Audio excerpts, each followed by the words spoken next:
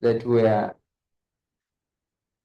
experienced with fevers that were initially low grade, and then they progressed to high grade fevers. These were associated with a little bit of constitutional symptoms, including generalized body weakness, anorexia, joint pains, and the headaches.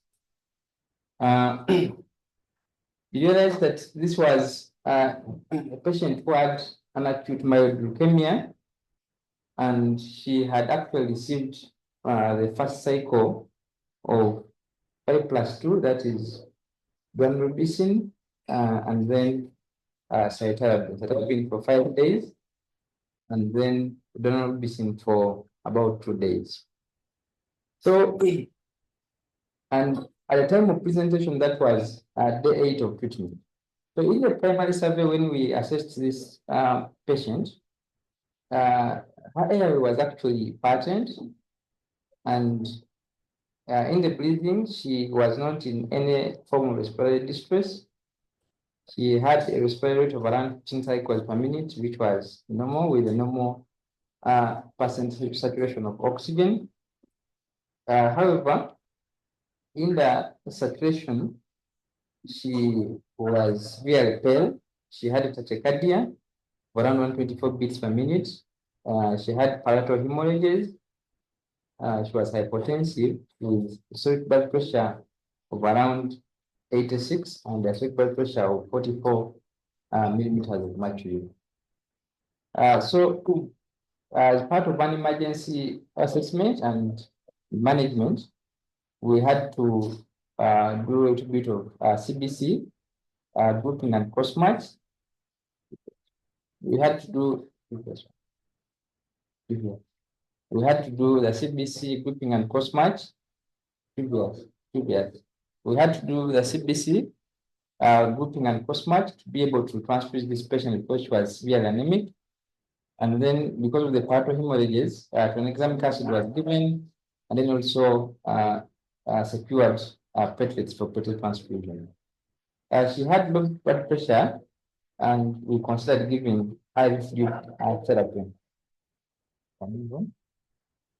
In the further assessment, she had a normal DCS of around 15 out of 15, and she had no focal neurological deficit. So in the day, she was actually fine. However, she was febrile with a temperature of around 9.2, and IV paracetamol was considered as an antipiretic to reduce the fevers. In the secondary survey, we realized that in the head and neck, which was noted already, she had palatal hemorrhages. The chest was okay. She had normal air entry, which was clear with normal respiratory counts, and upper limb exam and other examination system were actually also normal.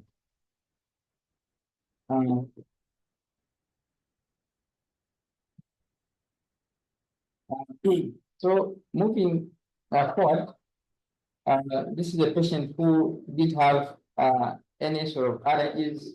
However, for the medicines, she had taken cytarabine, that is day 1 up to day 5, and then guanidinosin for 2 days, that is from day 1 and day 2 of the cycle. So by the time of presentation, she was on the 8th day of the cycle. So she had completed the guanidinosin and cytarabine about 3 days ago. So in the past medical history, this is a patient who had acute myeloid leukemia, that is just remind us, because we had already discussed this, with the FAB classification of M4.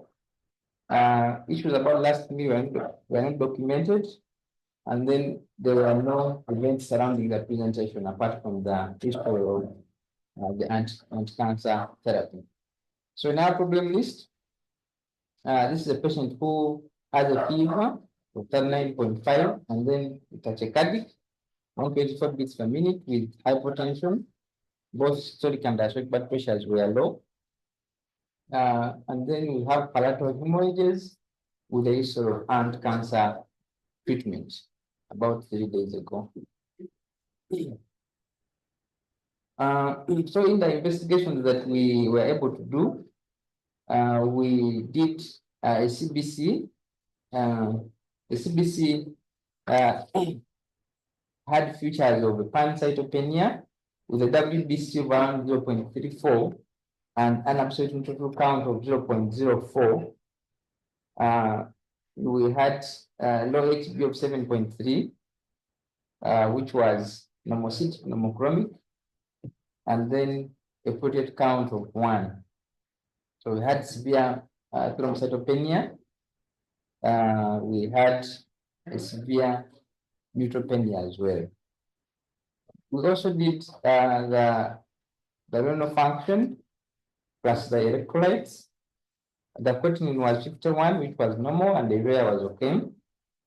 And then the electrolytes were also still within range. Other investigations that we were able to do, we did 1, blood culture. 2, we were also able to do analysis as well, plus a urine culture. So in the management, because we managed this patient for neutropenic sepsis, we gave 1 subcutaneous Pegex, 6 milligrams on day 1, and then we transferred the patient with platelets. We also gave packed red blood cells, 1 unit. We gave antibiotics because we wanted to control our sepsis. At first, we gave 4.5 grams of PISA, 8 hours of about 2 days. And then we had a culture that was suggestive of coagulase negative staphylococcus. That is why we gave in the daptomycin. And then when we gave in the daptomycin, we still had inadequate control. And then we switched to chloramphenicol, that is 1 gram 8 hourly, alongside the IV gentamicin OD for another 3 days. And then we achieved control. We still gave the antibiotics, that is paracetamol, and then after that we switched to oral. We did the feed therapy. We also gave the triple therapy, including a cycle of 400 milligrams 8 hourly, and then the fluconazole 200 milligrams OD. Still, we gave the tranexamic acid as 1 gram start IV, and then progressively moved to oral tranexamic acid because we never encountered other bleeds. We did 4-hour monitoring of the arterial temperature, improved the hygiene of the patient, and the patient got better. So this is the patient who actually was followed up throughout the process of stay at the hospital. We did serial complete blood counts. I think if we can follow through, you can actually realize that the subsequent CBCs, our absolute neutrophil count was rising. At first, we had about 0.04, and then in the follow-up, we had 0.1, and then in the follow-up CBC, we had another 0.12. Then in the follow-up again, we had 0.18. Then subsequently, we had another CBC which showed an absolute neutrophil count of 7.61. That was following about 5 days of treatment. So that gives us a good response, that is from the pediatrics, and also with the antibiotics that the patient received. The platelet count also improved to around 162, alongside a little bit of a normalization of the HB to around 9.9. This is a patient who, after the first cycle, achieved remission induction and is currently on consolidation therapy. So, in brief, we have presented a case of neutropenic sepsis. This is a patient who had acute myeloid leukemia received cycle 1 of cytarabine and daunorubicin as anti-cancer agents for the disease. And then neutropenic sepsis was diagnosed based on the symptoms and also the CBC picture. And then this patient received antibiotics, the blood culture done as well, guide us on the best treatment options.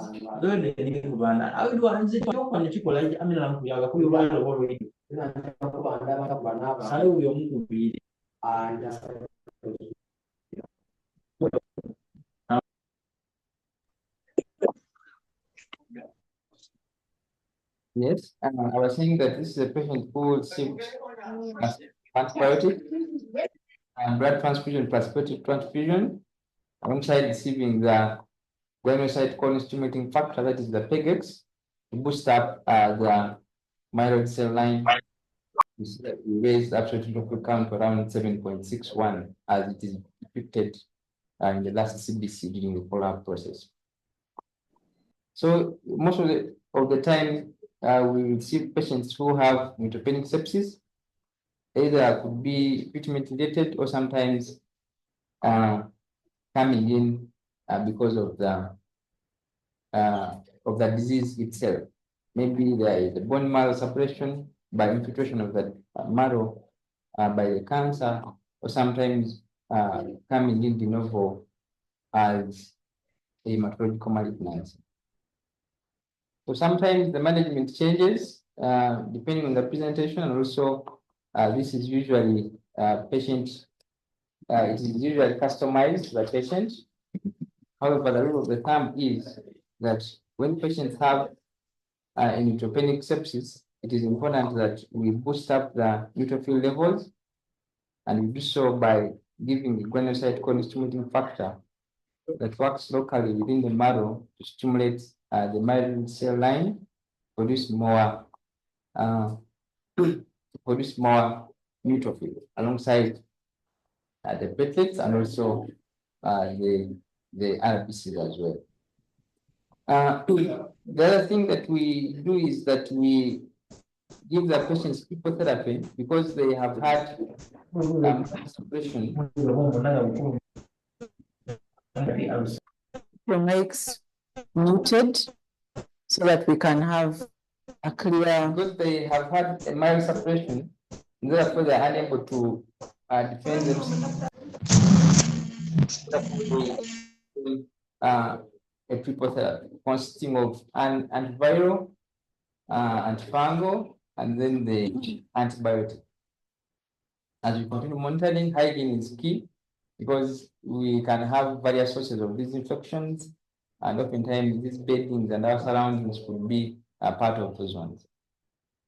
So because they have had a mild suppression, also other cell lines could be also depleted, including the RBCs and also the platelets. That is why we emphasize on serial monitoring of the complete blood count to check on the other cell lines as well.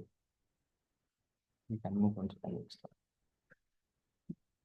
Okay, thank you, Dr. Douglas, for presenting the case.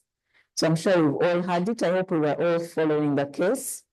This was a case of neutropenic sepsis, which is a pretty common presentation in oncological emergencies. And as he said, he mentioned that oncological and chemotherapy emergencies they present in like broad categories. You can have patients presenting because of malignancy-related emergency, because of the local physical effects of the malignancy. And then you can have them presenting because of the biochemical derangements that happen in like tumor lysis syndrome, like hyperkalemia, uricemia. And then you can also have them presenting because of the hematological derangements, very common. And then you can also have them presenting because of complications, emergencies related to the therapy. So we've gone through the case. If there are any questions about the case, you can pose the questions. He went through the presentation, the primary survey, airway, breathing, circulation. If you have any questions, you can pose them in the group chat, or you can call in and pose the question. So myself, I just had a question about the case. So this particular patient didn't end up in the ICU, did they? Where did we dispose this particular patient to? The patient was actually discharged from a life. Okay, the patient remained on the ward. Mm. Okay, this particular patient remained on the general ward. Mm.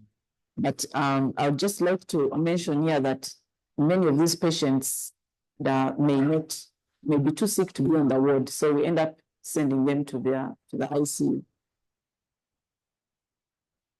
Yes, so next we are going to go through common cancer presentations, a discussion on the clinical evaluation, investigations, and management and disposition. And once again, Dr. Douglas is going to take us through it with the additional input from Dr. Najib, who is online. So I think we can move to next to that discussion. Yes, Dr. Douglas, you can carry on with that discussion. Thank you so much, Dr. Kamala. Once again, I'm Douglas, and I'm taking us through this the next session as well. So today we are going to discuss about the emergency approach to the oncological and then the chemotherapy emergencies. We realize that the word cancer just means maybe you have an abnormal proliferation of the cells in the body and they're actually out of control.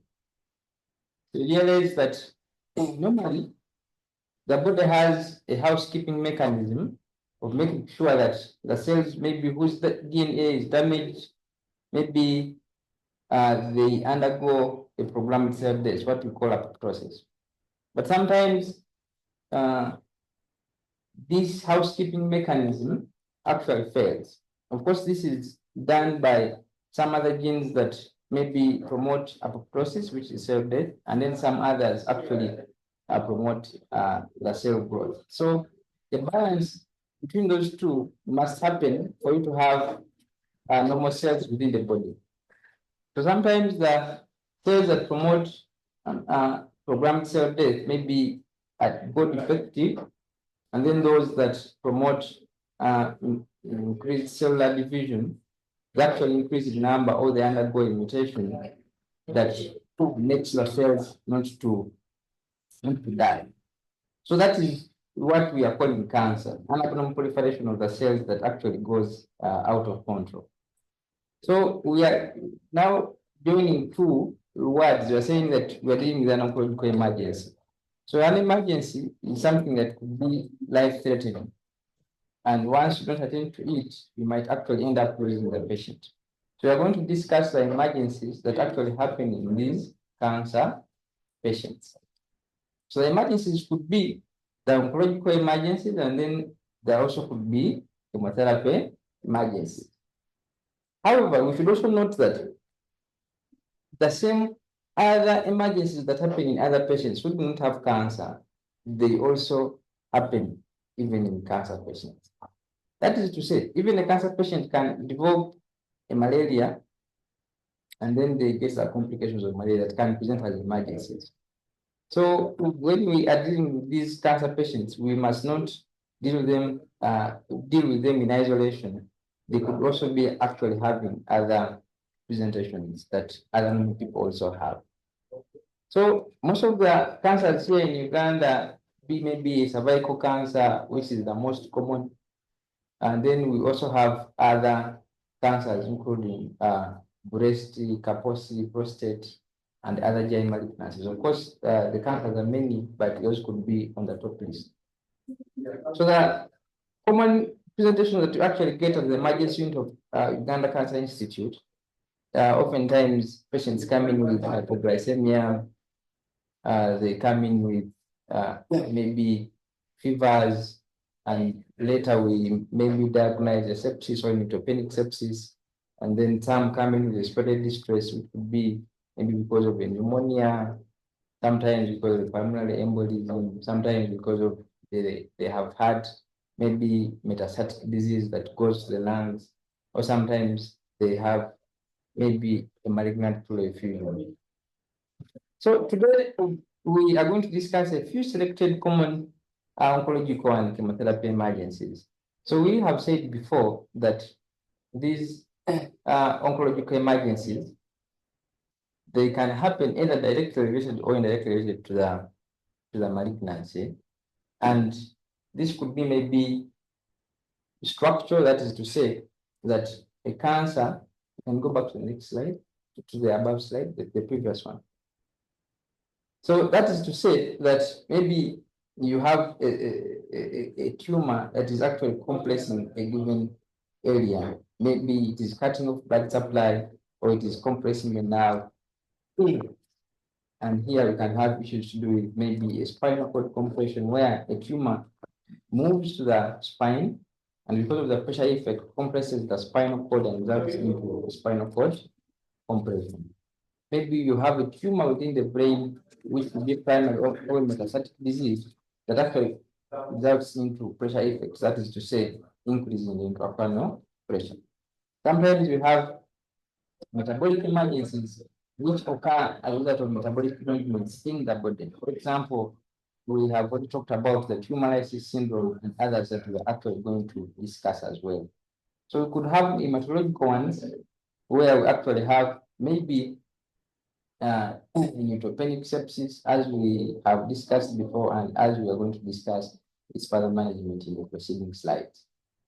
And sometimes we get the treatment-related emergencies, which could actually result from maybe the chemotherapeutic agents that we use, or sometimes because of the radiotherapy, and sometimes because of other biologics that we commonly use in the cancer patients. So the treatment-related emergencies, or what we could maybe call the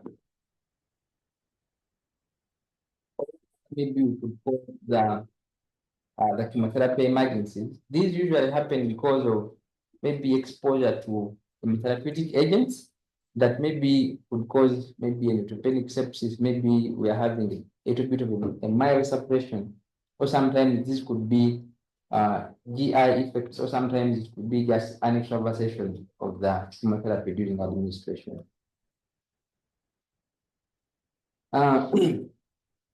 So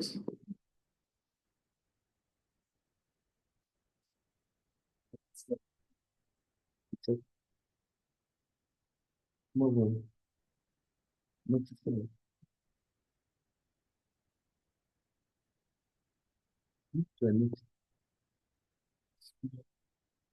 Slow. Yeah. Oh, sorry. Yeah. So these oncological emergencies, as we have said, we said they could be metabolic, they could be structural, they could be treatment related, or sometimes they could be hematological. So I'm going to go through each of these ones step by step, such that we understand them well and be able to help our patients.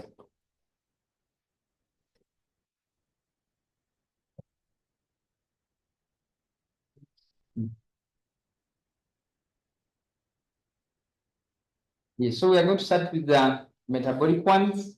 The other two tables have actually been demonstrating a couple of these emergencies. Now we are breaking them down. So the metabolic oncological emergencies, there are of course many, but we chose these three because they are the most common ones. So we can have a tumor lysis syndrome. We could have a seared egg, and sometimes a hypercalcemia of malignancy. So we realize that these metabolic arrangements happen maybe because of the cancer itself, or sometimes because of administration of various anti-cancer agents, including chemotherapy or radiotherapy, and sometimes the biologics that we use. So tumor lysis syndrome is a life-threatening condition that happens in cancers which actually have a high rapid turnover. So if you have a cancer that has a high turnover, a cancer that divides at a very faster rate, or cancers that actually respond to anti-cancer agents rapidly, those cancers are those patients are at risk of getting a tumor lysis syndrome. So it is characterized by rapid cell lysis. That is to say that the cell is actually broken down. And we know that cells, they house an intracellular component that is completely different from the extracellular one. So that is to say that when you have tumor lysis syndrome, the intracellular component is actually going to be mixed up with the extracellular environment. And that is going to result into most likely an electrolyte imbalance. And later we shall see that we can actually have a concept of acute kidney injury rising from here. We have an acute cell lysis. And we're saying that tumor lysis syndrome could be either spontaneous or treatment related. It is spontaneous in tumors which have a rapid dividing rate or a rapid turnover, a high turnover. So it can happen in hematological malignancies, including leukemias, where you can have acute lymphoblastic leukemia and an acute myeloid leukemia. Now, it can as well happen in other lymphomas which have a high turnover. For example, the diffuse large B-cell lymphomas, the Burkitt lymphoma, we can actually have tumor lysis syndrome happening de novo even before initiation of treatment. Now, it could as well happen as a treatment-related complication, either following chemotherapy, radiotherapy, or even biologics. Biologics could be maybe the dexamethasone that we actually give our patients because of various reasons. It can actually also result into rapid cell lysis that could predispose the patients to tumor lysis syndrome. However, chemotherapy is on the higher end, causing this tumor lysis syndrome compared to other agents. It is important to note that every cancer can give a tumor lysis syndrome.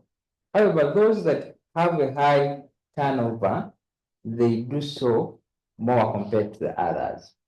Then solid tumors also which highly respond to chemotherapy, including the germ cell tumors, we can actually also have the tumor lysis syndrome also happening.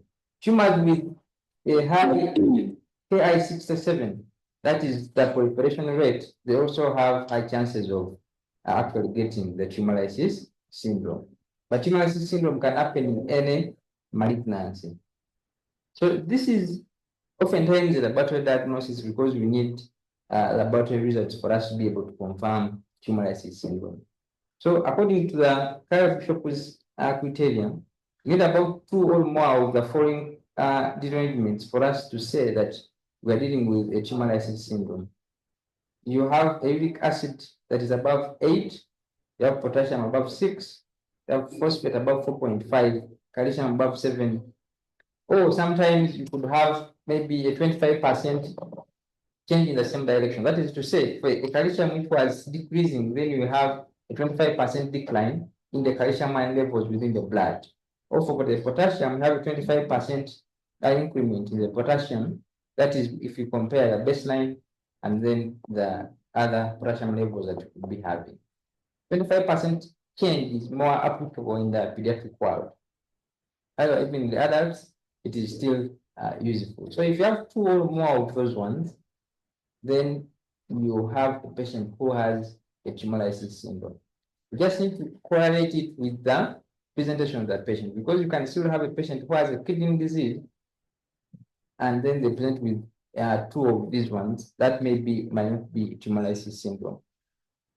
So you could also have a clinical tumor lysis syndrome case where you have maybe you have attained the laboratory tumor lysis protocol, and then maybe you have any of the following conditions, including maybe an acute kidney injury.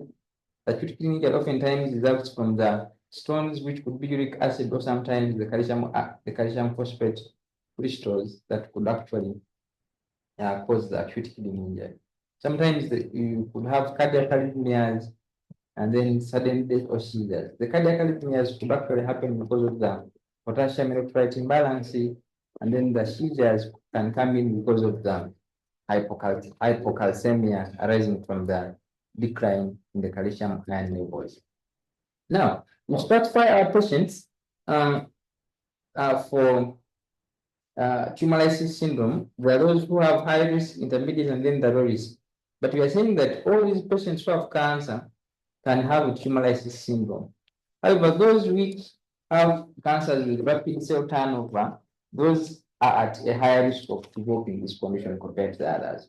So now, those with high risk, we could have those with acute leukemia, that is acute lymphoblastic, and then acute myeloid, with maybe WBC counts at presentation beyond 100,000, and then those with maybe elevated LDH above times the upper limit of the normal. We know that LDH is an enzyme that's actually found in high concentration within the hydrocellular world. And then if we have cell lysis, of course, we're going to lyse this, and then we have LDH rising within the ECF. And then those with a high tumor burden, maybe you have a lymphoma that is above 10 centimeters. You have lymphoma which is high grade, for example, that I feel like B-cell lymphomas. All these ones have high chances of developing TLS. And then patients who have an underlying kidney disease, maybe they have had already worsening kidney disease, and then they get the cancer, they get the chemotherapy. All those ones are patients who are at high risk of developing this condition. Of course, we said before that all cancers can give us the tumor lysis syndrome. So the clinical manifestation will depend on which electrolyte derangement we have. The clinical presentation could be maybe you have GI symptoms, you could have CNS symptoms ranging from somnolency to sudden death. And we are saying that the CNS symptoms could be because of the hypocalcemia, and then the genitourinary symptoms, we have an acute kidney injury, so we can have oliguria, can have edema, fluid levels, and sometimes hypertension, and all these ones are resulting from an acute kidney injury. So we said we could have arrhythmias coming from a little bit of maybe the potassium ion derangements. Then the muscle cramps and also the tetany can actually come in because of the hypocalcemia.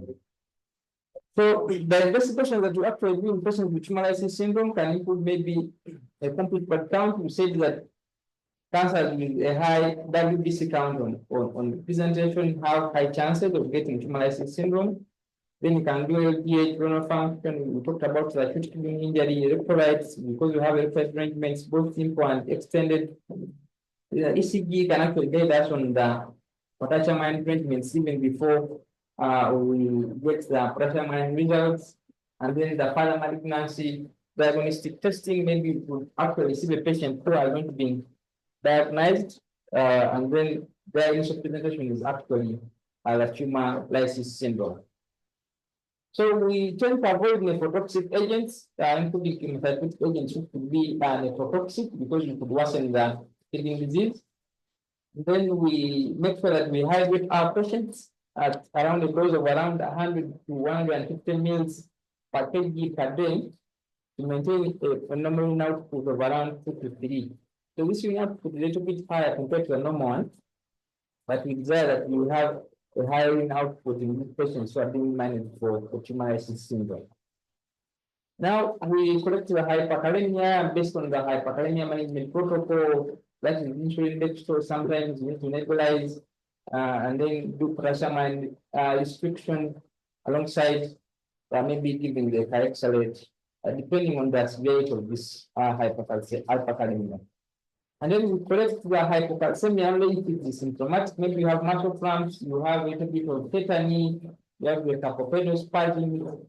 When you have those ones, and then you can actually manage the hypocalcemia in these patients. We say that we manage only if it is symptomatic, because when we give calcium, we can actually cause the complex formation between the calcium and the phosphate, and that could actually cause more kidney damage. So we only manage if it is symptomatic, and then we put the hyperuricemia using vascularicase. I think we are still developing world. We have limited access to vascularicase. Vascularicase would be an agent that will actually convert uric acid to allantoin, which is actually more soluble compared to uric acid.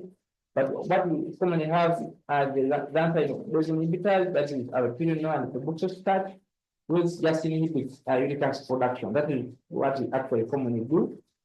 And then we could dialyze our patients in case we have refractory electrolyte imbalances.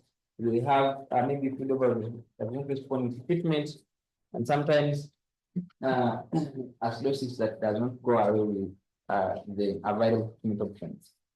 So I think the best way to treat hemolysis syndrome is to actually prevent it, because it has a high mortality rate and it oftentimes fatal. So we would actually prefer prevention than treatment. And prevention involves risk stratification, where we actually stratify patients into high, low, and moderate risk, depending on how the tumor burden is, and also the proliferation rate of the tumor and its response to chemotherapy.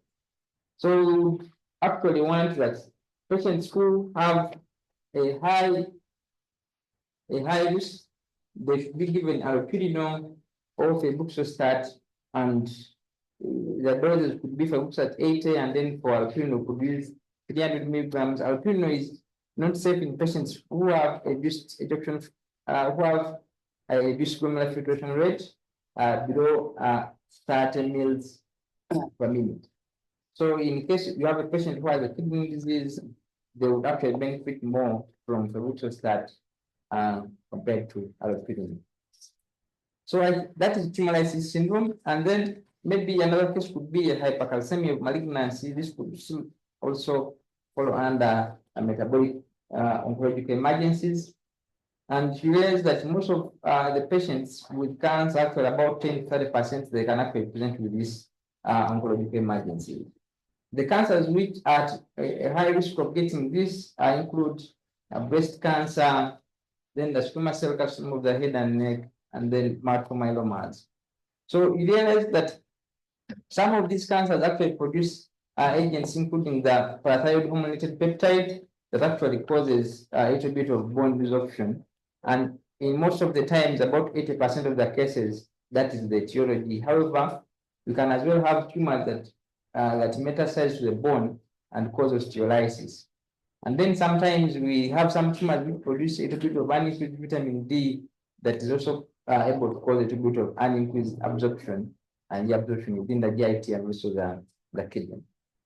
But sometimes also immobility, because our patients are immobile, they can actually also get hypercalcemia, because when you're immobile and you have limited weights that you put on the bone, you can actually also end up with hypercalcemia. So we must look out for maybe, because we have had a little bit of an increase in the potassium, in the calcium levels in the blood, we can have stones forming either in the kidney or sometimes in the biliary tree. We have bone pains.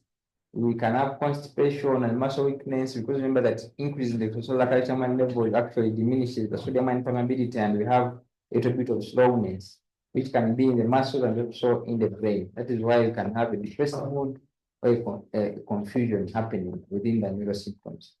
So you have a little bit of a polyuria, because calcium will actually be osmotically active. So these could be some of the presentations that actually happen in patients with hypercalcemia. So how we manage it is that we do a fluid therapy, because we assume that all patients who have hypercalcemia are dehydrated, they have had a polyuria. So we do a fluid therapy until when we realize a volemia.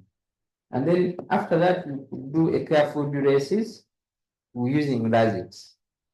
Lasix is a lipodiuretic, however, it causes a change in the positive luminal potential within the nephrons, and then it is actually able to limit calcium ion reabsorption.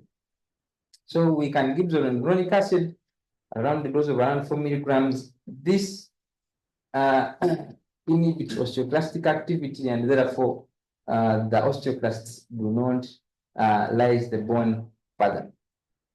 However, it's not safe in patients who have a glomerular filtration rate of around less than 35 mils per minute. So there you could use other options, or you could do a renal dosing of the drug. The other options could be the denosumab, which could be given at a dose around of 60 to 130 milligrams, depending on the severity of the disease. Sometimes calcitonin, then steroids as well. They could also be important. They could be given maybe for 3 days. What we commonly do at Cancer Institute is that we give zoledronic acid. For patients who have maybe reduced glomerular filtration rate, we can give them the denosumab, but the challenge is that it is expensive. However, calcitonin is a little bit cheaper for our patients in case they have a kidney derangement. So it is important to note that these oncologic emergencies we are tackling today could be the commonest, but we could as well have other oncologic emergencies. So CRDH, which is syndrome of inappropriate ADH production, it is another oncologic emergency that actually happens in selected cancers, including the small cell lung carcinoma, and then the squamous cell carcinoma of the head and neck, and sometimes in other cancers, including breast and also sarcomas, but it is mostly found in small cell lung cancer.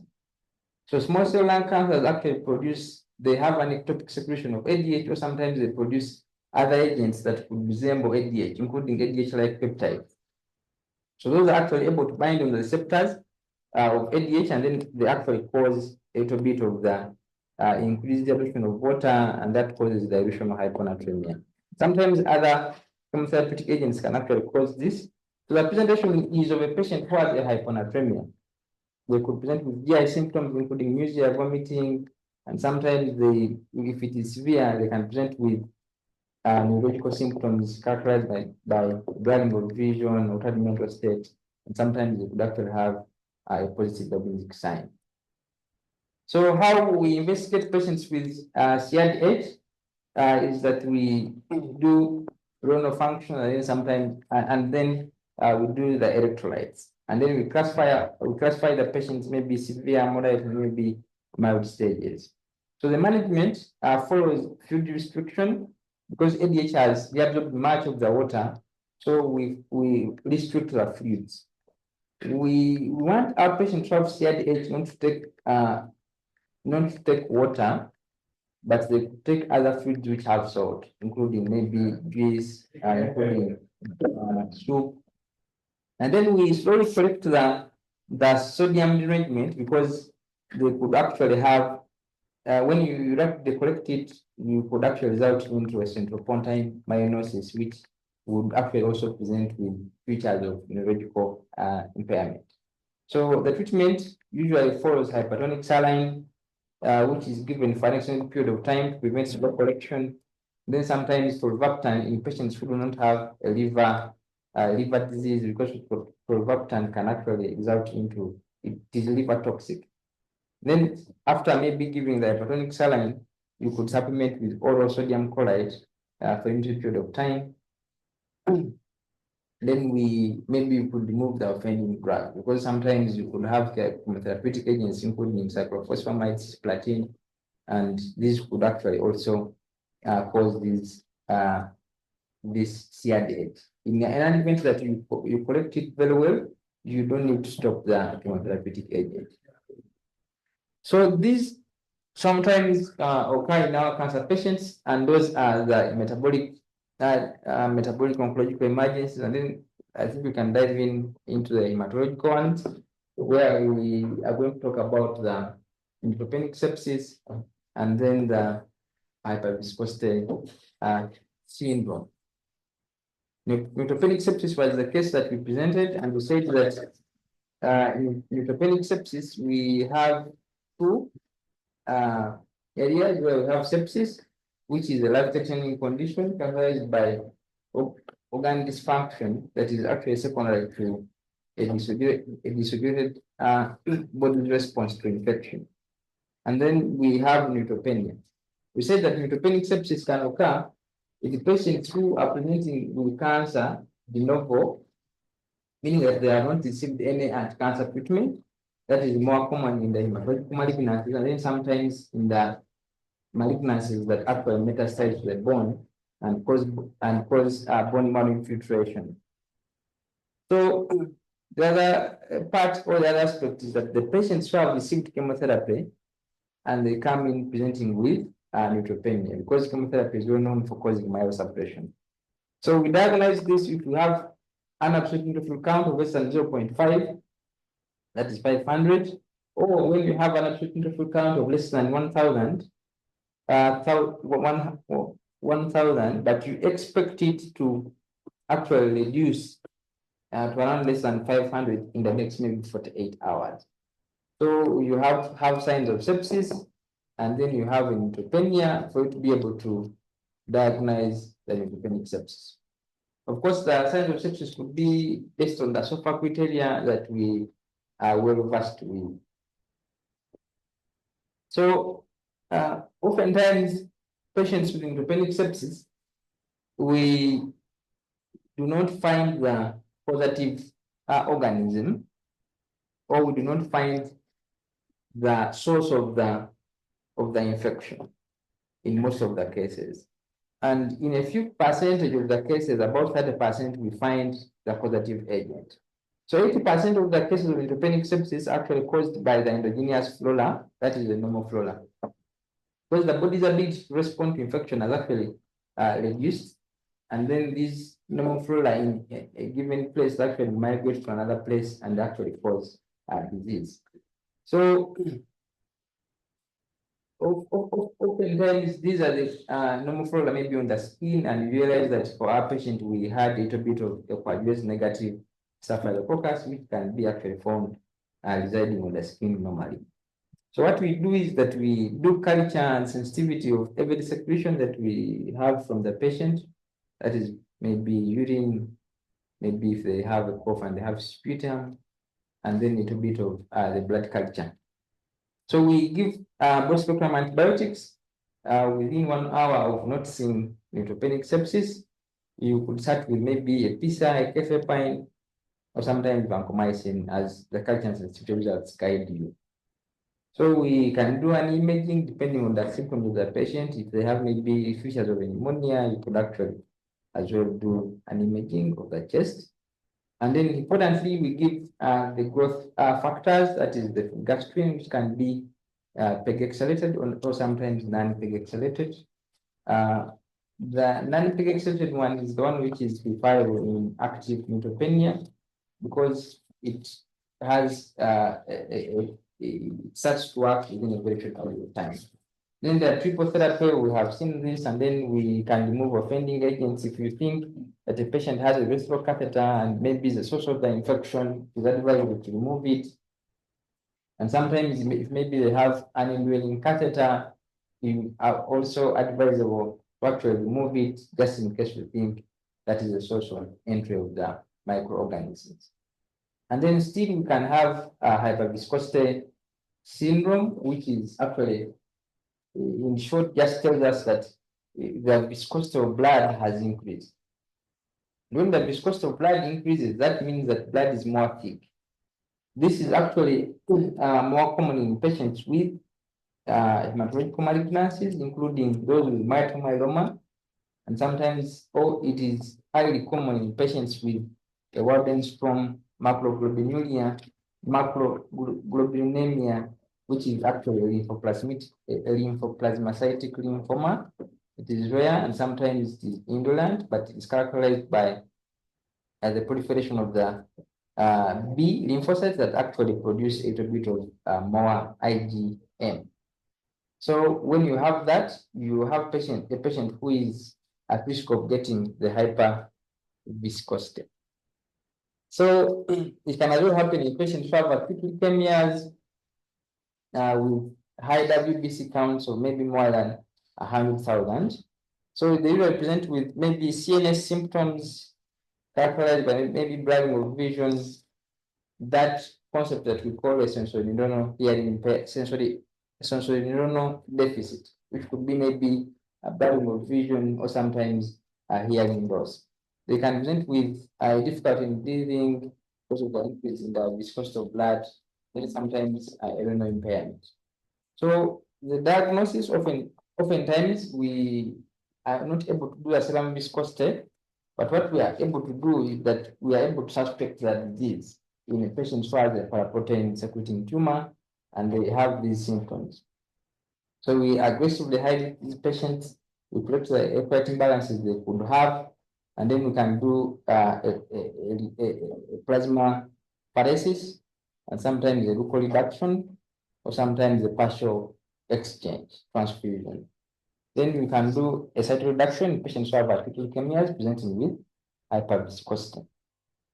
And then sometimes you could give chemotherapeutic agents. Maybe you have a multiple myeloma case that has a hyperviscosity. You could give maybe the chemotherapeutic agents for multiple myeloma. And then we do the VTE prophylaxis for patients who have hyperviscosity syndrome because they are at risk of getting venous thromboembolism. Then targeted therapy for some selected cases, for example, the Waldenstrom macroglobulinemia. So the structure, of course, we said we could have many, but this result from maybe direct compression of other body structures by the tumor, where you could have a spear vena cava obstruction syndrome. In spear vena cava obstruction syndrome, we have a tumor or a mass that actually compresses the spear vena cava or its drainage. I think we can see the tumor is actually compressing the spear vena cava directly, and it is reducing venous return. So we can see that patient who is actually having a swollen face, they could have a swollen face, they could have a swollen upper limb, they could have engorged neck veins, they could actually have maybe a chemosis. You look at the conjunctivitis or edematous, they could have respiratory distress, and sometimes they can actually go in shock. So this is common in cancers that maybe have a primary origin in the lungs, or sometimes in cancer that actually move to the lungs as metastatic disease, sometimes in mediastinal tumors, including lymphomas, and sometimes thymic tumors. So the management of this condition is that we aim to reduce the size of the tumor, maybe by giving radiotherapy, by giving dexamethasone, you reduce the edema of other maybe you reduce the edema around the tumor. We do a higher dose of dexamethasone, and then we supplement with a PPI because dexamethasone can actually cause steroid-induced ulcers. So we're supposed to maybe reduce the work of breathing and also reduce the work of the heart by maybe giving a morphine and sometimes reduce the anxiety, still using the same agent or another anxiolytic. So you elevate the head of the bed, give oxygen therapy, and give a little bit of a diuretic reduction of the swelling. Sometimes the chemosensitive tumors that we could actually give chemotherapy for these cancers, including maybe non-Hodgkin's lymphomas.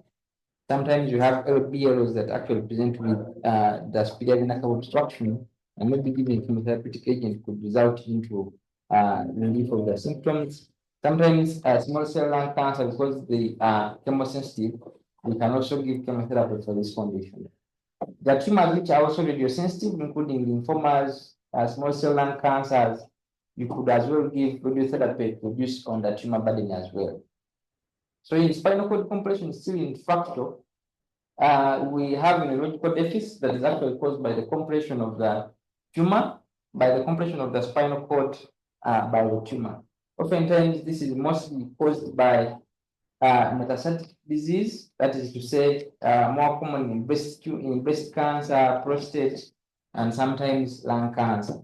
However, it could as well be caused by multiple myeloma and also other bone tumors that actually cause vertebral collapse of the vertebral bone. It is sometimes rare in these primary tumors of the spine. The most common cause is the metastatic disease. So they could present with maybe a little bit of a motor deficit, sensory deficit, and sometimes autonomic dysfunction characterized by sexual dysfunction, loss of blood and bowel control, and sometimes you could have hyperreflexia as signs of upper motor neuron lesion.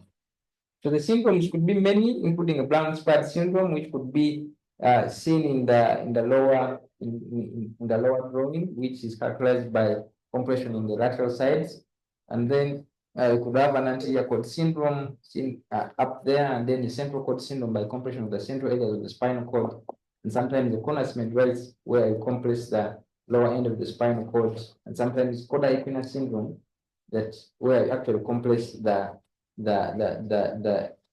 tail of the spinal cord called the coda equina, which gives you asthmatic symptoms. So that evaluation of these patients, we evaluate them clinically. Of course, we try to find out the level of sensory and motor deficit, and sometimes we try to localize the level of the lesion. However, CT scan and the MRI is actually the best modalities of choice in this condition. What we commonly do is a contrasted brain CT scan, which is actually able to tell us the level of the lesion, and then we are able to give a little bit of the glucocorticoids, that is dexamethasone at a high dose of around 24 to 34 milligrams per as a single dose, and we do this and we taper moving downwards to around 16, and sometimes we go back to 8 milligrams in a tapering manner. As we do that, we catalyze the patients, we do pain control, sometimes we do emotional support, because losing a little bit of motor control of these lower limb blood and bowel is sometimes emotionally disturbing.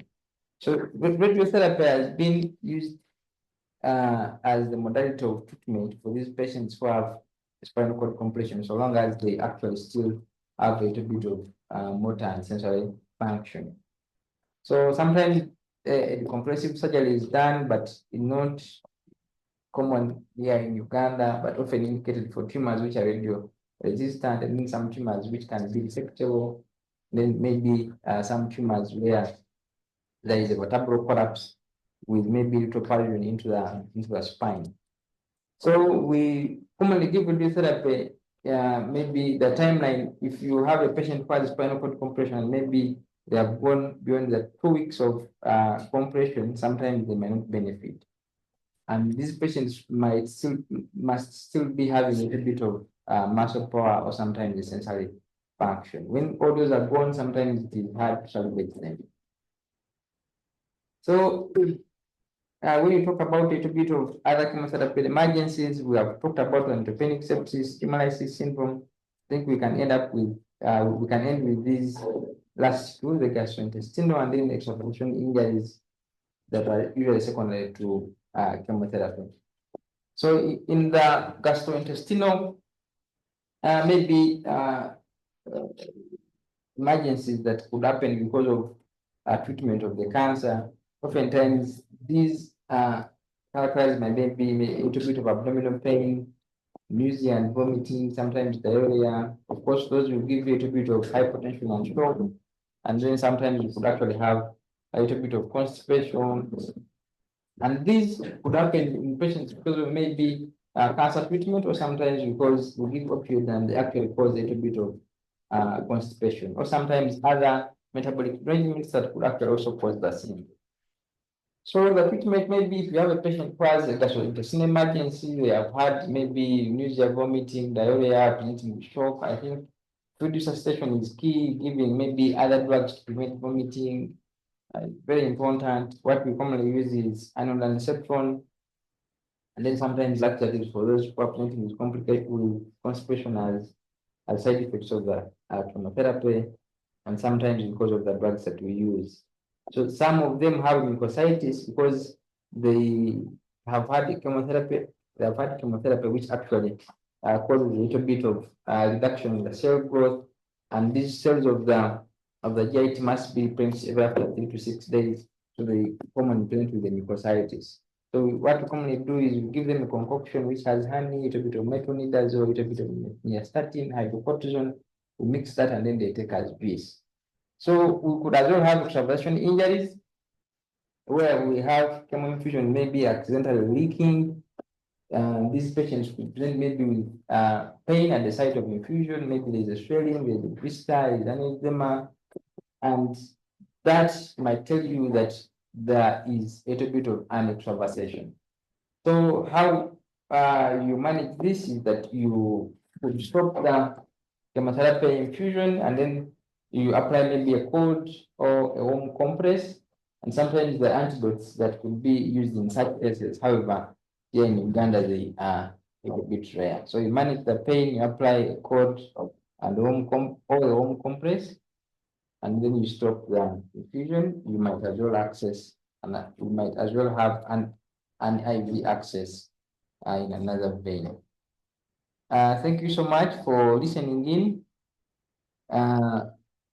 It has been a long session, but thank you so much for listening in. I think that would be a little bit of the end of today's discussion. There could be other oncological emergencies that we have not talked about, but we focus on the most common ones.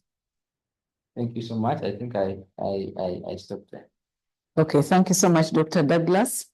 You're just on time, just like 3 minutes overboard, but we are still glad that you shared all that with us. So just a reminder, Dr. Douglas is a medical officer at the Uganda Cancer Institute. And as we all know, we have only one cancer institute in the whole country. So all the cancer patients, all the malignancies are managed in the Uganda Cancer Institute. And we are honored to have Dr. Douglas here with us and Ms. Hanifa, also that's a critical care nurse and nurse in charge at the emergency oncology ward at the Uganda Cancer Institute, and online, Dr. Najib, who is a medical oncologist and the head of the emergency oncology unit at the Uganda Cancer Institute. So we're really honored to have the main players in this here with us today.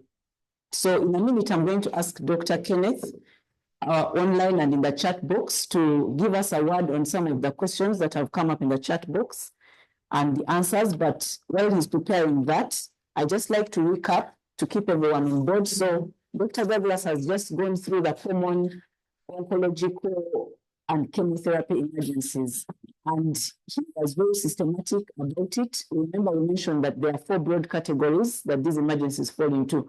So either a patient can have an emergency due to the physical effects of the tumor, of the malignancy, or they may have an emergency related to a biochemical derangement. They can have an emergency related to the hematological derangement or therapy-related emergencies, and he highlighted all those. For the physical effects of the tumor, he's talked about the superior vena cava syndrome and the spinal cord syndromes. And then when it came to biochemical derangements, he highlighted the derangements that occur due to the tumor lysis syndrome. He highlighted hypercalcemia, hyperkalemia, and syndrome of inappropriate antidiuretic hormone secretion. Then he also talked about emergencies related to hematological derangements. He talked about neutropenic sepsis, which is where our case came from, and also hyperviscosity syndrome. And the therapy-related emergencies, he's spoken about the extravasation injuries. So we have highlighted at least one condition in all the different categories of emergencies that can come up, and he gave us a really detailed and concise, I would say, walk through all of them. So I'm going to give Dr. Kenneth online 2 minutes to tell us something about some of the chat questions, highlight something for us in the questions that have appeared in the chat box, please. Dr. Kenneth. Thank you very much, Dr. Kamara. I hope everyone can hear me.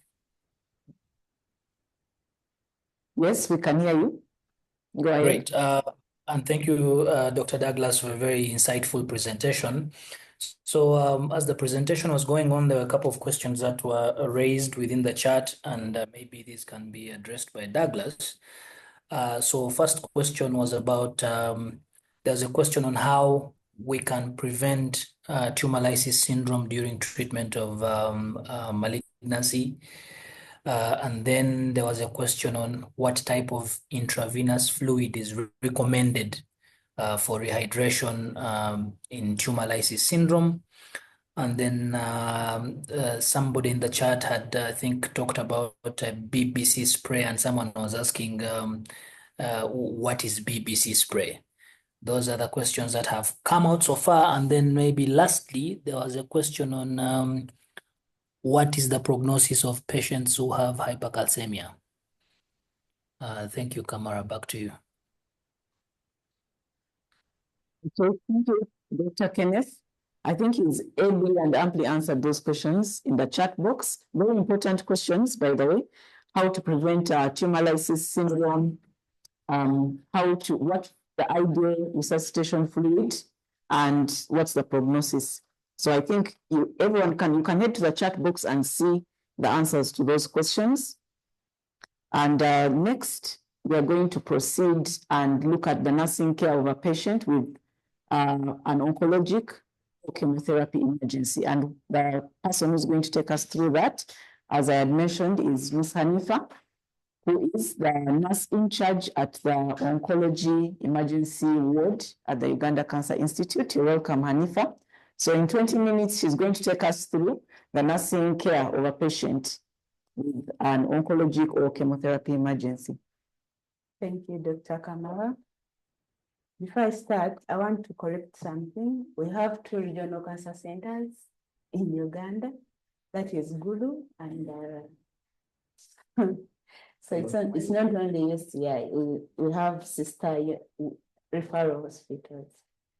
As introduced by Dr. Kamara, I'm going to take us through the oncological emergencies, nursing care. But I wanted us to first understand how to manage a patient with neutropenic sepsis, because it was our case that was presented. Next slide. It's the case that was presented, and febrile neutropenia is very, very common in patients with neutropenic sepsis. Patients with neutropenic sepsis usually present with a high temperature. So they can either present with a high temperature or a low temperature. So if it's a high temperature, it's called febrile neutropenia. It's considered a medical emergency with an overall mortality of 5 to 20%, but this can go up to 50% among patients that present with shock. Like Dr. Douglas explained, risk factors are patients with an absolute neutrophil count of less than 100 cells that have received chemotherapy over past 7 days from the date they received chemotherapy. They are sometimes old in age, they have a poor performance status, they have comorbidities, and they have advanced stage of disease. This complication is seen in up to 50% of solid tumor patients, but it can go over 80% of patients with hematological malignancies, meaning it's very common in patients with leukemia and lymphomas on active chemotherapy or after a stem cell transplant. Next slide.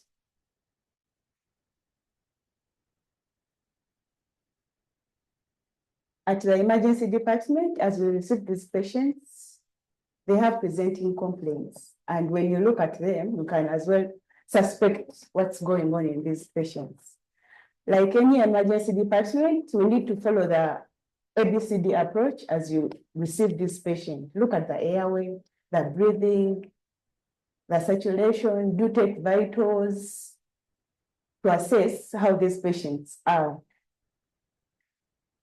They usually present with altered levels of consciousness, those with febrile neutropenia. They have rigors, they are coughing, they are dizzymic, especially if they are severely anemic. Some have diarrhea, some have redness, swellings, or pain, usually being a focus of the infection. They are phoretic, they have cold extreme peripheries, especially those who come in shock. The capillary fill is decreased. They are cyanotic. Their urine output is reduced because of their reduced oral intake, and they have mucositis. So you'll find these patients having wounds all over the mouth. Some will come in dropping saliva, which is sometimes bloody. So they have fresh wounds that are visible. Next slide. So there are a number of nursing diagnoses, but because of time, I looked at 3 that were priority. This patient has hyperthermia. So our first nursing diagnosis is hyperthermia related to the disease process, that is the infection going on in this patient, as evidenced by a skin that is warm to touch, they are diaphoretic, and they have chills. Usually patients with hyperthermia and with neutropenic sepsis, it's recommended to start antibiotics and antipyretics straight away. But in a very good setting, it's very nice to take off blood before you start any medication. So if you have your lab nearby, it's better to take off blood of blood cultures, you do the chemistries, you do a complete blood count before you start antibiotics and antibiotics. And it's recommended to start antibiotics within 30 minutes of arrival at the emergency department. As research indicates good prognosis if these broad spectrum antibiotics are started timely. Our patient had a platelet count of 1, but yes, they had hemorrhages. He had hemorrhages in the mouth. So, previous slide. So we need to, this patient is at risk of bleeding related to the reduced platelet count. So what do we do in this patient? We need to transfuse blood products as prescribed, and this has to be as immediate as possible. We need to explain to this patient precautions of, like, these patients have to know what to do not to bleed, especially when they are brushing, when they are trying to do some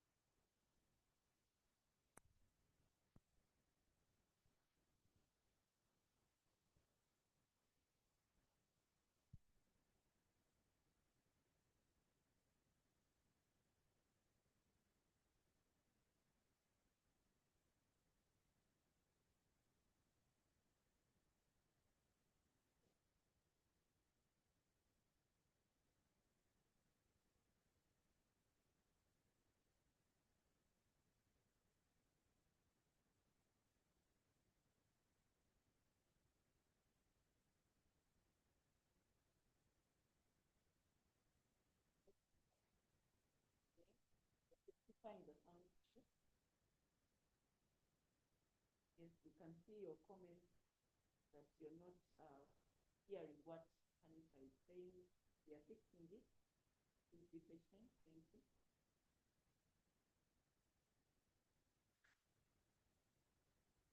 I give her mine. Moderator,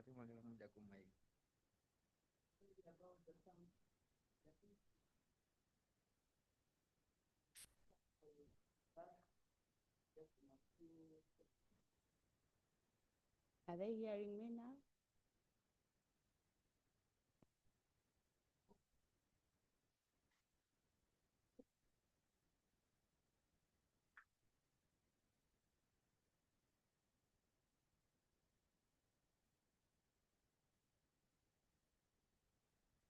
Are you hearing me now?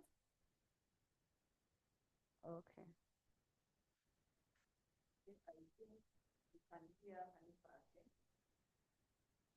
Am I? Yeah, they are hearing me. Yes. So there are a number of interventions that we do for our patients that present with oncological emergencies. So I picked out a few, like 4 that are very common. So let's start with febrile neutropenia. Here, nurses have to monitor temperatures and vital signs, all other vital signs. You saw a patient had tachycardia, she was hypotensive, and her temperatures were really high. So we need to monitor these temperatures every 30 minutes in the first 2 hours, and then hourly in the second 2 hours, and then every 4 hours, until when the patient is discharged. We need to administer prescribed medications, and these will include blood products, the antibiotics, the antipyretics. As doctor said, our patients receive chemotherapy because their immunity is low, so we try to target all infectious agents, that is the antivirals, the antibiotics, and the antifungals. Infection prevention education is key, as we don't need visitors for these patients. Our patients are advised to wear a mask. Our patients are advised to put on a mask. We restrict visitors.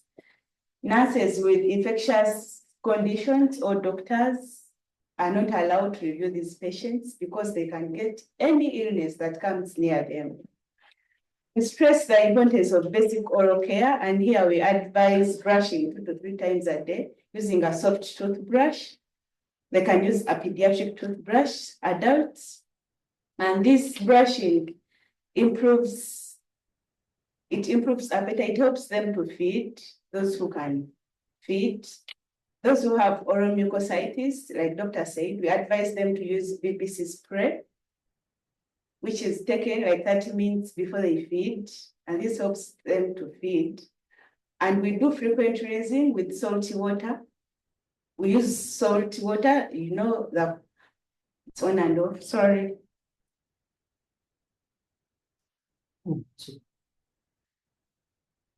So we assess for signs of bleeding. Our patients usually have petechiae. They easily bruise. So we check their skin. We check for blood in urine or stool, because patients that present with mucositis, they have wounds all over the GIT, so they can easily bleed. As we continue, there are principles of nursing a neutropenic patient. Use aseptic techniques when performing all procedures, especially cannulation. And we need to check our cannula sites every day. We need to look at the cannula dressing. If it's soiled, it has to be changed. Healthcare workers, carers, and visitors must be free of transmissible illnesses, especially those that come in with a cold, those with a cough, are not allowed to get in contact with our patients that are neutropenic. In other words, neutropenic patients need barrier nursing. Rectal medications are not indicated for our patients because they put them at risk of mucosal tears, which would worsen the infection. Patients to be fed on a modified neutropenic diet. A neutropenic diet for neutropenic patients, they're supposed to feed on food that is hot. Our patients are not supposed to eat raw food or half-cooked food when they are neutropenic. If they are to take milk, it has to be pasteurized, those who take in cold milk, but we advise them to feed on hot food. Like said before, parental examinations are not recommended because of the easily bruising of the mucosa. We need to educate our patients. We encourage them to have proper oral hygiene using a soft toothbrush and educate them about the importance of hand hygiene. All patients that are neutropenic have to have a sanitizer, I think, at the door, at the entrance of their rooms. Everyone entering has to clean their hands. All visitors have to clean their hands. It's better to nurse them in a high dependence unit in a good facility. Okay, our next emergency that I thought we need to look at is spinal cord compression.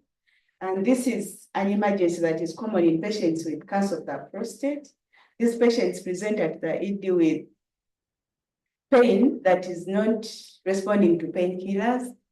They are complaining of severe back pain. They can't feel their lower limbs. They have urine incontinence. They cannot pass stool. So when we receive these patients and after reviewing them at the emergency department, we need to start pain management with opioids. We initiate steroids. And in this case, the doctor will prescribe high-dose steroids. These patients are asked not to move around because their spine is affected. So we explain to them about spine precautions, not to easily mobilize. They need to move with support. Those who can move. Those who can't move need to be helped to change in bed. We look at the skin, especially pressure areas, because these patients are confined in bed. We need to care for their pressure areas, prevent sores. And we need to pass a catheter. Remember, they have urine incontinence. Some can't help themselves to pass urine. So we do pass a catheter. And then for the bowel, we help with laxatives and educate them on a high fiber diet. Next slide. Hemolysis syndrome. This emergency is common in cancer patients that have acute leukemias or lymphomas, and they present, like doctor explained to us, some will come in vomiting, some will come in with reduced levels of consciousness, some will present differently, like doctor explained. So here we are going to monitor vitals. We are going to give fluids aggressively, but as we give fluids, we need to monitor the urine, the balanced. We need to put a catheter to balance these fluids to know how much is getting in and how much is moving out. We need to reevaluate electrolytes, creatinine, and uric acid, and this is done every 6 hours of initiation of treatment. We advise our patients to adopt a renal diet because, like doctor explained, they have hyperkalemia. So we ask them to take in a low diet of potassium. So we restrict bananas in our patients and dairy products for those who come in with high levels of phosphorus. Next slide. Then we have superior vena cava obstruction. These patients need to be nursed in a sitting up position as we monitor the airway, breathing, and saturation. We give fluids to reduce on the tumor burden and the extrinsic pressure. We assess the cardiopulmonary and neural status for these patients, and whatever we assess, we need to record in the patient's chart, indicating the time and the findings. We need to monitor fluid status carefully to avoid overload. Next slide.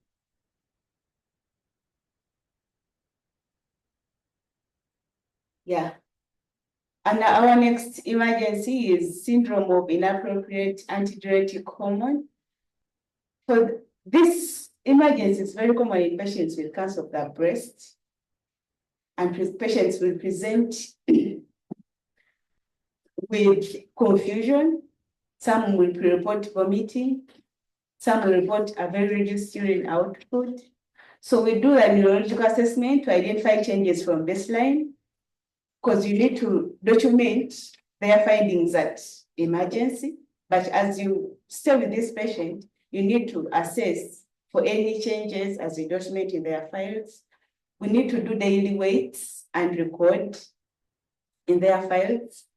We do not allow our patients to take in free water, so we restrict oral water intake. Let me say water intake, because we allow them to take in soup that has salt in it.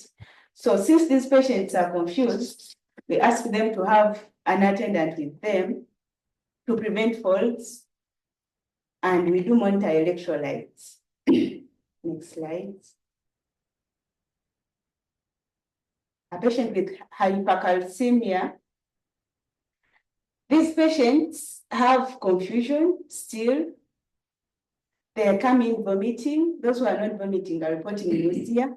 So we do the neurological assessment. We administer antiemetics. We do education on active hydration.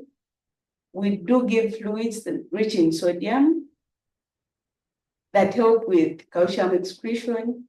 We encourage a high fiber diet to prevent constipation. We ask them to avoid, we also educate them on avoiding antacids that have calcium, because this would worsen the emergency, the hypercalcemia. And we ask an attendant to keep with the patient to prevent falls. Next slide. Next slide.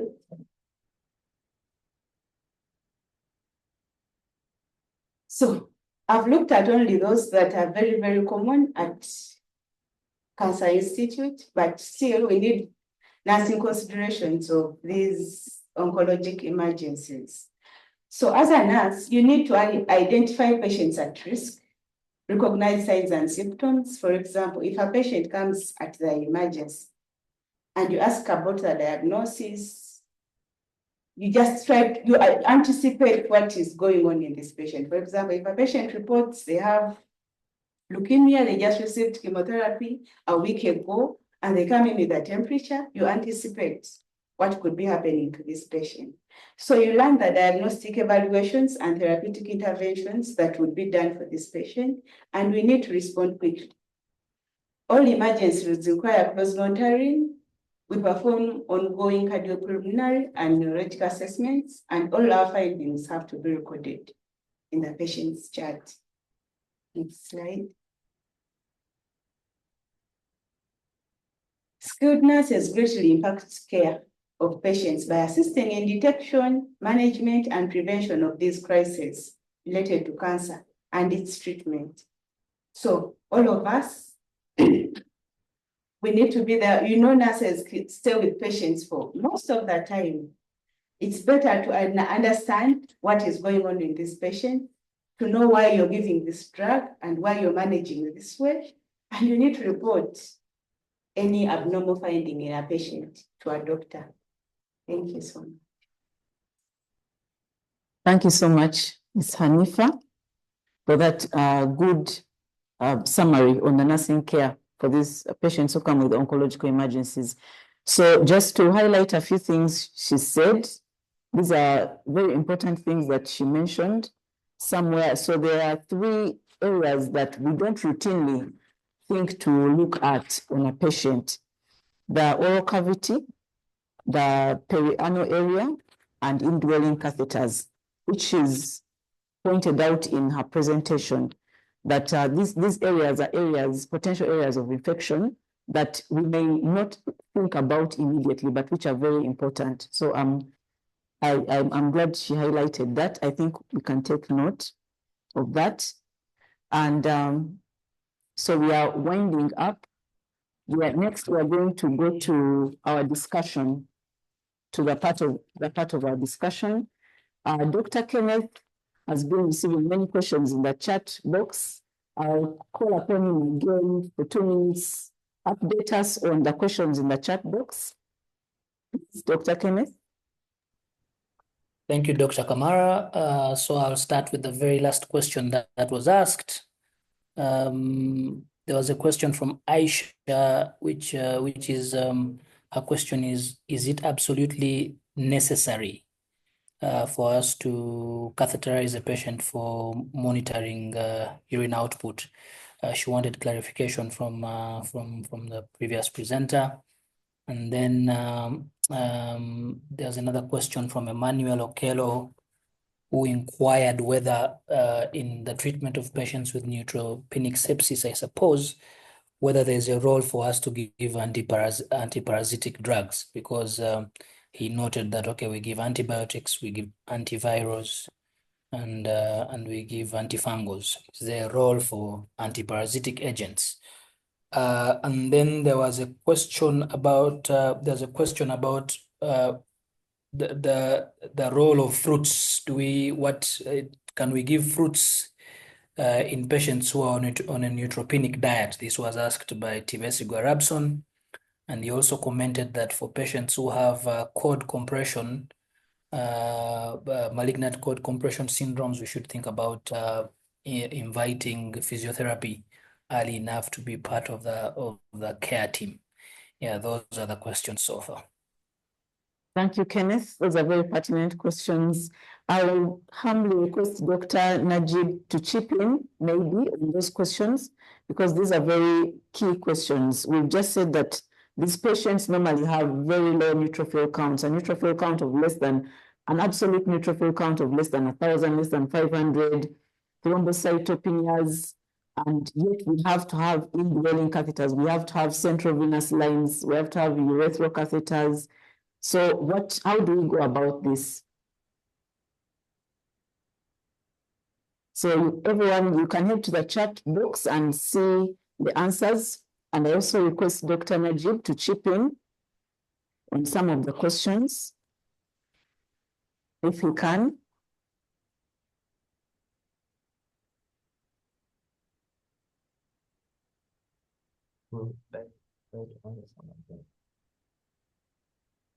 Dr. Najib, if you can chip in on some of these questions. And if anyone has any other questions, you can post them in the chat box, or you can call in and ask the question. Shortly, we shall be doing our post-test questions and then our take-home points.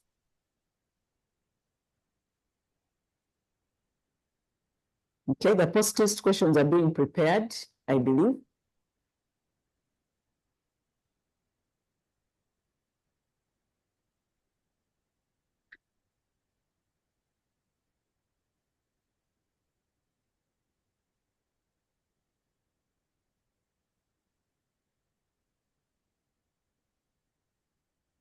Okay.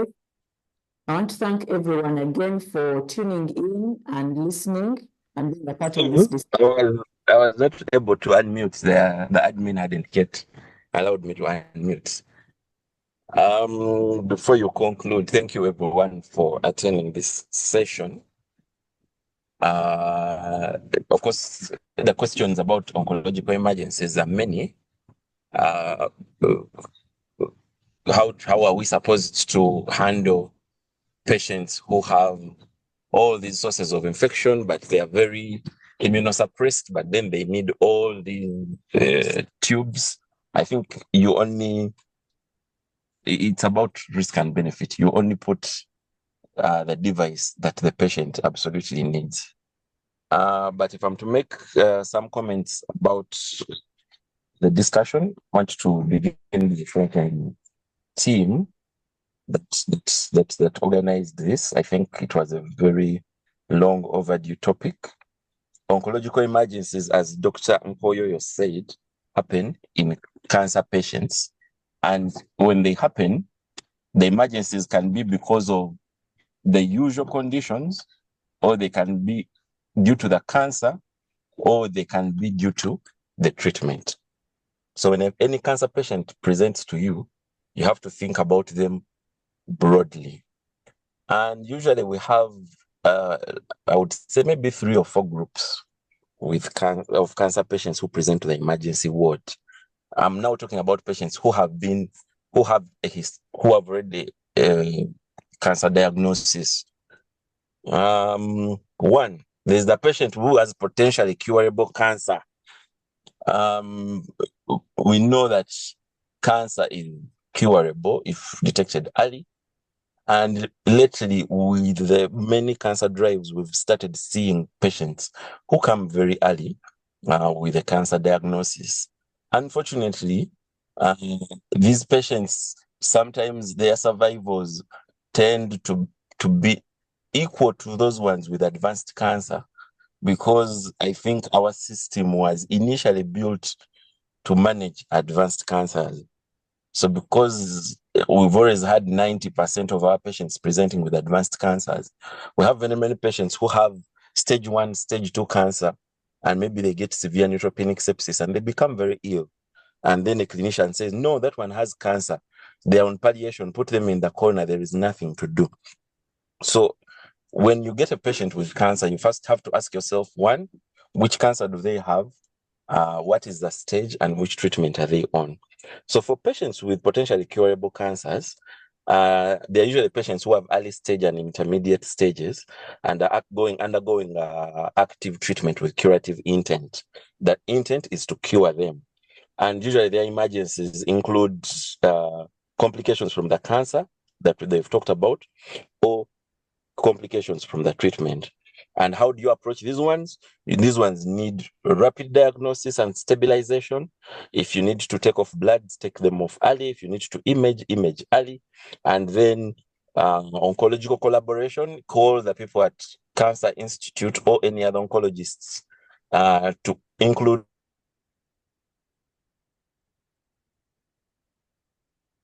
them the management, and this may help them adjust their treatment plans, or it may help them give you some highlights, insights into their treatment. Then the problem that these patients sometimes get is that when we delay their care, one, either it could lead to disease progression, it may lead to unnecessary treatment interruption, or it could lead to more life-threatening complications, which would jeopardize the intent of cure. Then the next patient are those patients who have on treatment, but for palliative intent. So not every patient who is not going to be cured shouldn't receive cancer treatment. There are some patients who receive cancer treatment to improve their quality of life.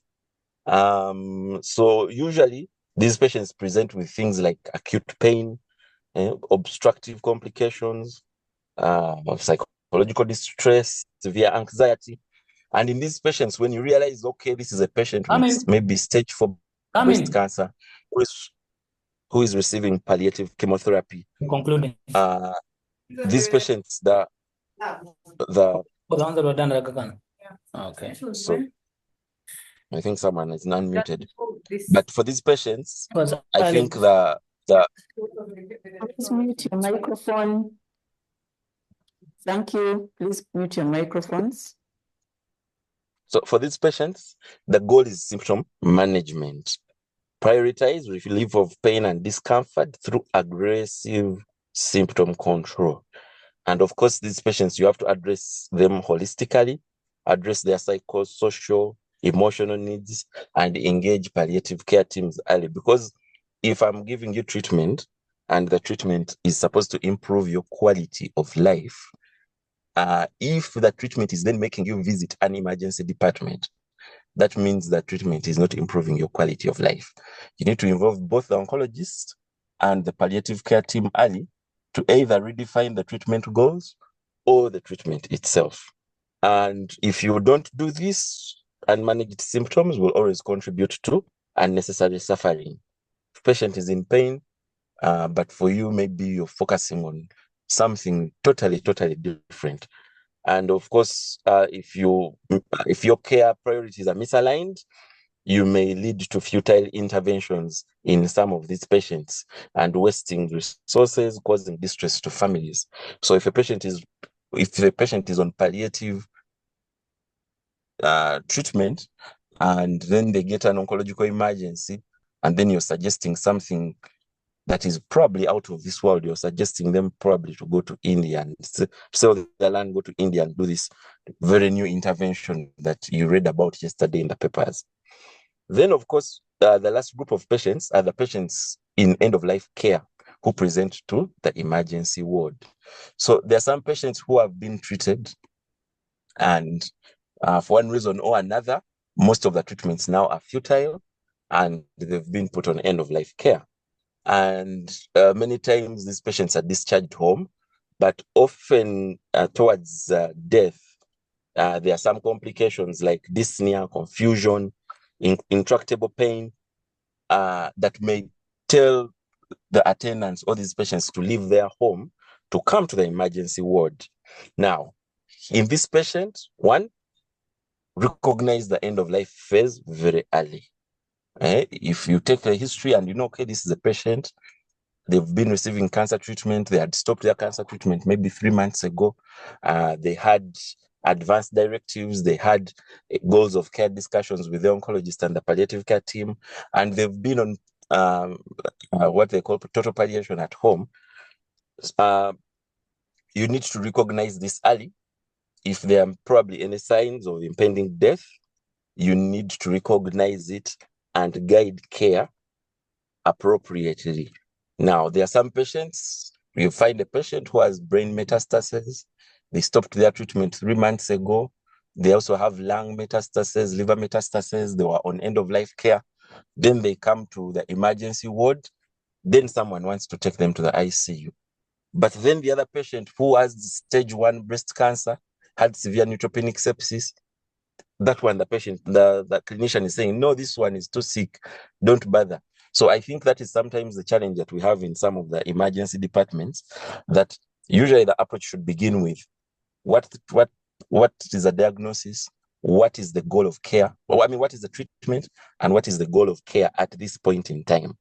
So for the last group of patients who are entering end-of-life care, of course, we use non-invasive measures to address the symptoms and avoid burdensome treatments. Where you don't need to give an injection, don't give it. Where you can give an oral drug instead of an IV, stick to oral. But of course, then family support, provide emotional support, and prepare the families for the transition. So we've seen that the oncology department, the oncology emergency department, is not like the usual emergency department. It has, yes, the branch of the usual emergency department, especially for patients with early cancers or patients on palliative treatment who get other emergencies that may be not cancer related.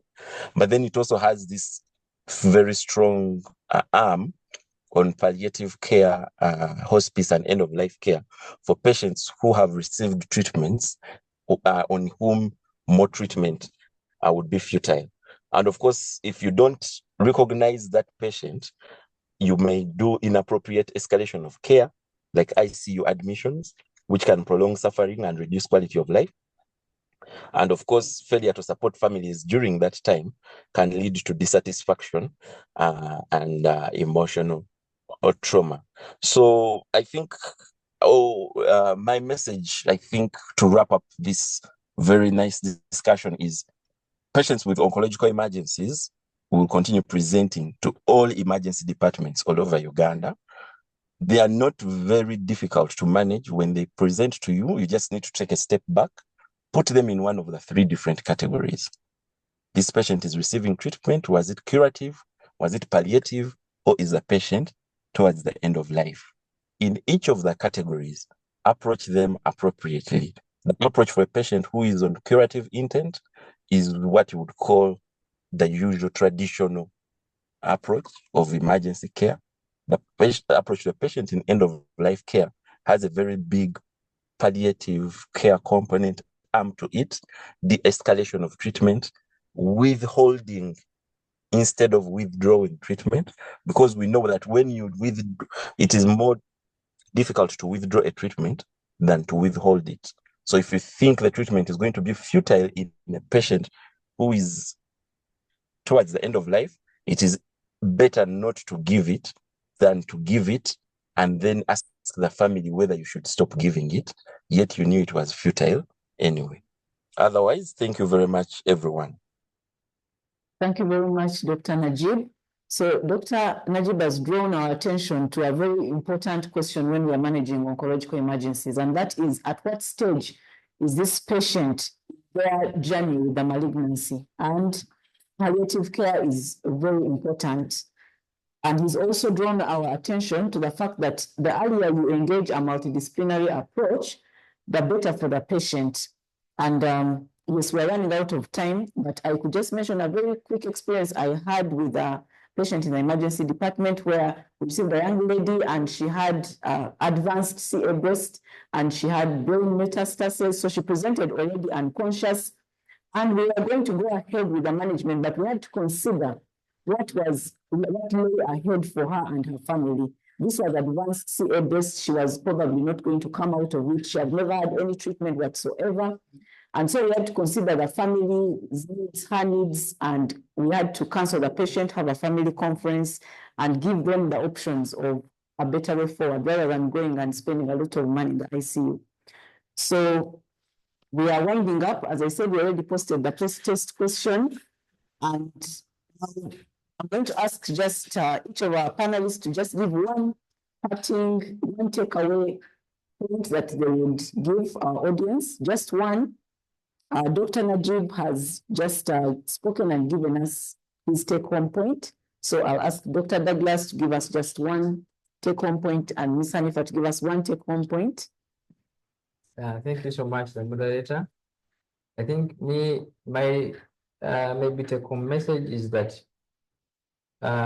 cancer patients, once they come to your facilities, please assess them fully and try to see them as these are the normal patients, in that they can actually get other complications or emergencies or conditions that other patients actually get, even when they don't have cancer.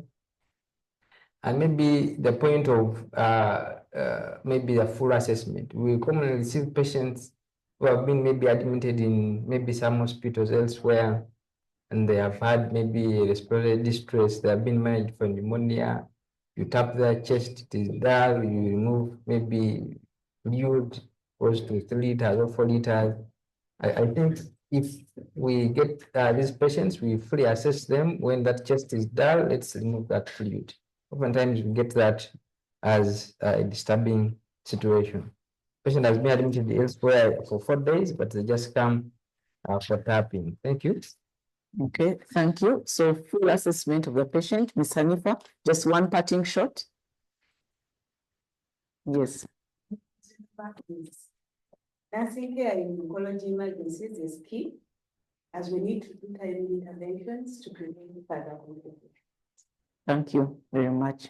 So those are our two very important take-home points.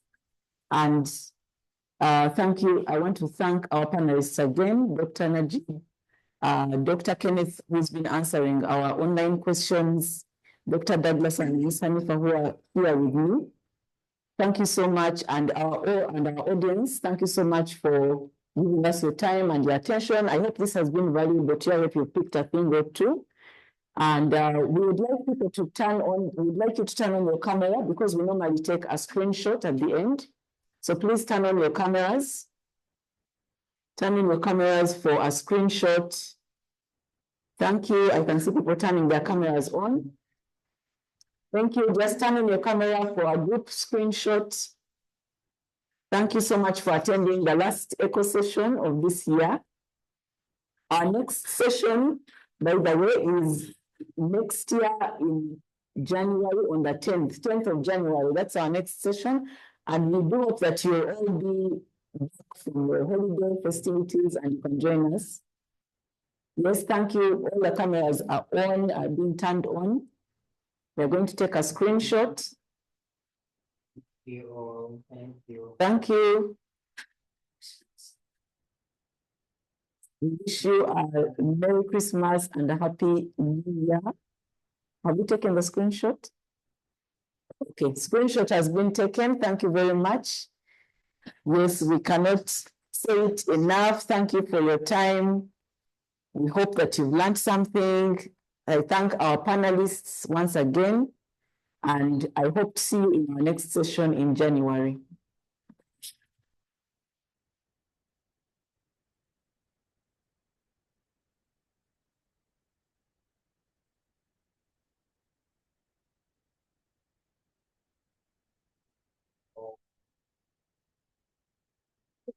Everyone, bye. This is the rest of your few days in the new year. See you. Thank you for